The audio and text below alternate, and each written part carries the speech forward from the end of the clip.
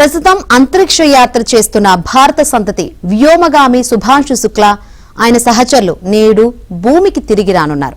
ఈ విషయాన్ని నాసా ప్రకటించింది. 2 వారాల పాటు సాగిన ఈ యాత్రలో వారు 230 సూర్యోదయాలు చూశారు.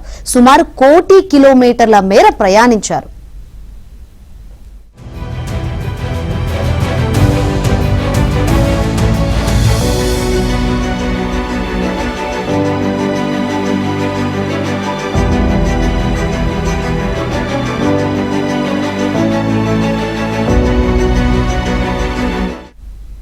ప్రస్తుతం అంతరిక్ష యాత్ర చేస్తున్న భారత సంతతి వ్యోమగామి సుభాంశు శుక్లా ఆయన సహచరులు నేడు భూమికి తిరిగి రానున్నారు.